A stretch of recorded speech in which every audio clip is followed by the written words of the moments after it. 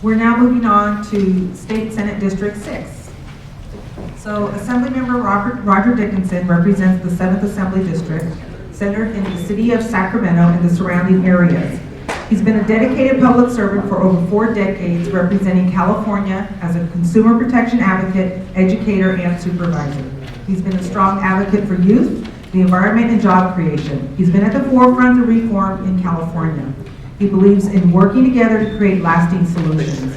With a history of bipartisan cooperation, he won't sacrifice his principles and will make sure that the state balances its budget, but not on the backs of hard-working families. Welcome, Roger Dickinson.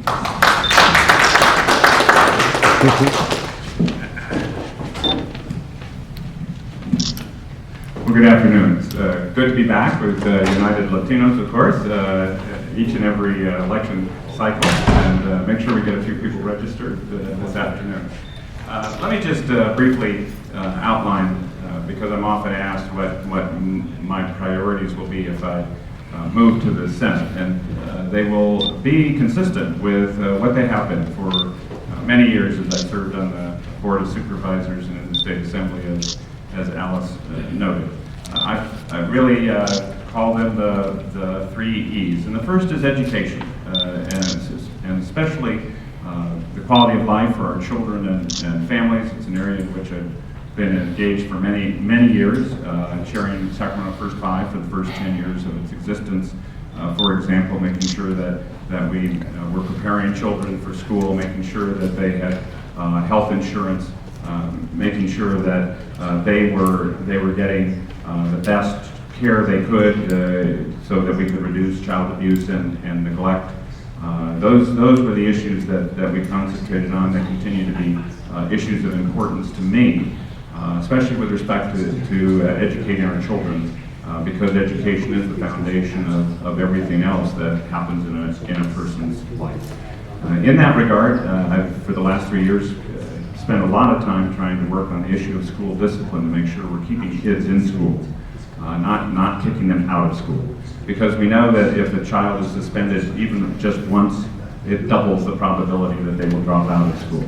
And those who are suspended are 11 times more likely to become involved in the juvenile justice or criminal justice systems. So it's important for us to keep our children in a learning environment, keep them in school, keep them on the right track. I have legislation now in the state Senate that we're working with the governor's office on, hopefully to come to an agreement so we can move that to him for his signature.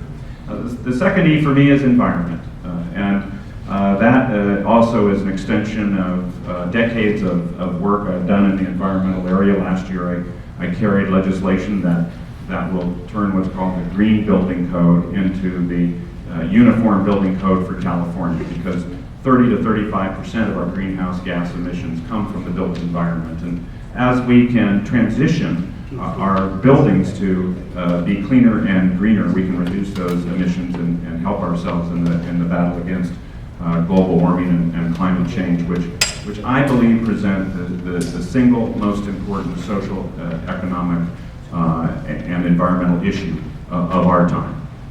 And that will be the legacy that we leave to our children and generations yet to come. How did we face up to the issue of the changing climate in our state, in our world? The third E is economy, because obviously stimulating the economy and creating jobs continues to be a very important part of a prosperous local community and region, as well as state. And I'm proud to have the opportunity to work on the transition of McClellan Air Force Base, for example, when I was on the Board of Supervisors, where we took a base that we fought to keep open, didn't win that fight, but once it was closed, made the transition a model in the United States.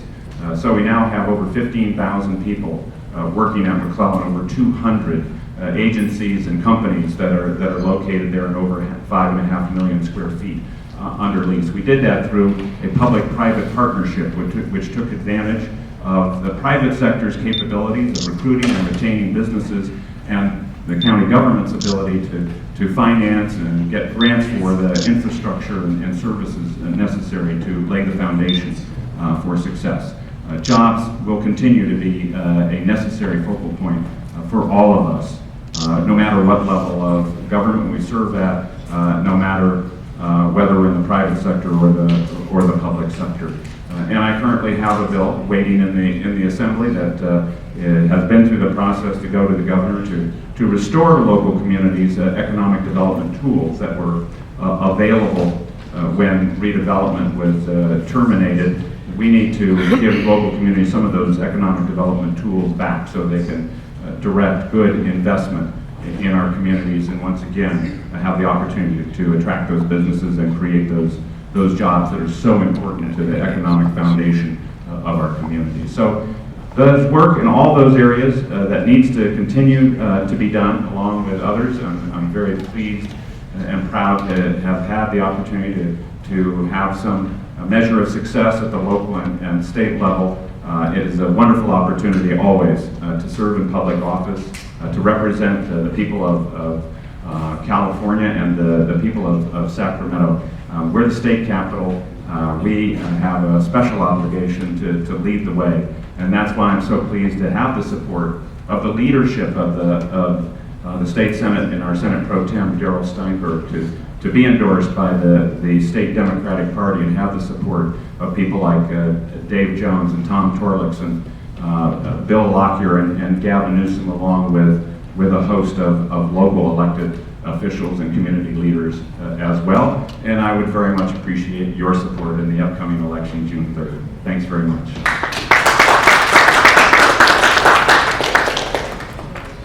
Yes.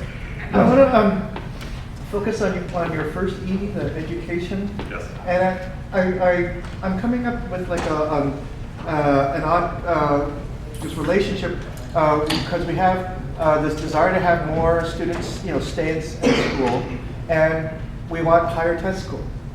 If we had 100% retention, our test scores would go down, right? And then there's like all kinds of funding danger, like race to the top. All of a sudden, your test scores have gone down. But I would rather my school's test scores go down if I could get them all to stay in school, and all the students to stay in school. Would you be supportive of legislation to be flexible, understanding that these two numbers, are not necessarily going to support each other, and it's okay if your district, your school, goes down in test scores but goes up in student retention? Well, it's a great question, Walter, and let me just say a couple quick things because a much longer topic for conversation. But first of all, we approved legislation last year which changes the approach in curriculum, as you know, in our schools.